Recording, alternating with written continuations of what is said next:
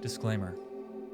Shawn writes about culture with his two thumbs and does not edit or sleep on his work because he's not a writer and would never deign to tell others what to think or why, irrespective of this posting's involuntary commitment to the very opposite of that sentiment because of its performative features, designed or happenstance. Light self-reproach and friendly endearment. Before reading, please know that I'm highly caffeinated and have spent a lot of hours by myself this year, perhaps making me strange without my awareness of it. Itself a curious, secondary awareness, which makes me open to comments or inclusions of facts which might update, redirect, or otherwise reconstitute my dissembling patter, selfhood, or even willingness to live. All responses subject to and found within the confines of the norms we associate with kindness. Please. I have some stolen thoughts about our culture. These are not exhaustive. Usually the leftist agenda is animated by imagination and ensuing execution, but lately the left is relegated to maintaining the discourses involving truth and construction of truths in reaction to other cultural shocks.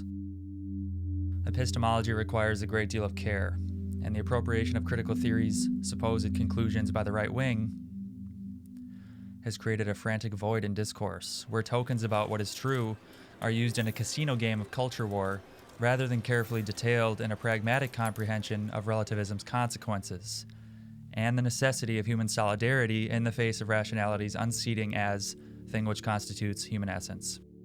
This perversion has fractured the left into two roles: its identitarian recourse and its janitorial role in re-narrating the unmoored epistemology of the right to maintain basic commitments to justification.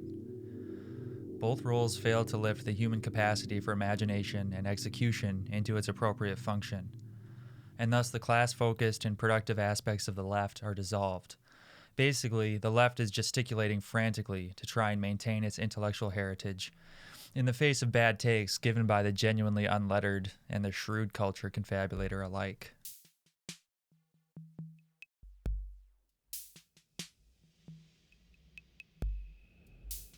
There was a genuine hacking of the discourse that took place in 2016. The right has since fractured into a party of newborns dissembling in the face of the revolutionary fascists who no longer maintain a status quo or traditional commitment to truth, which disposes of the curative role the right used to play in culture and leaves us unmoored. Both parties have had their cultural significance simulated and dissolved. Until we regenerate a nonpartisan recommitment to class welfare and undermine the corporatist machine, we're subject to further decades of servitude and medial hegemony. All thanks to our media-interpolated discourse and a general unwillingness to acknowledge the misrepresentations that animate holographic politics based on ideological fictions. That's why I made this post, and that's why I talk about human solidarity and compassion, and in-the-flesh ethical commitments.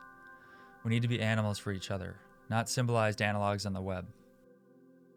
Unfortunately, I'm at this very moment a mediated somebody, and I recognize that many others do not suffer from this analytic the way I do, but the next generation might, more universally.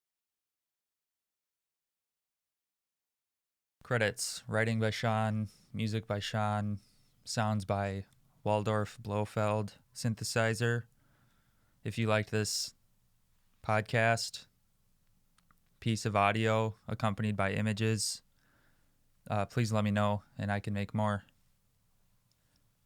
Thanks for checking it out.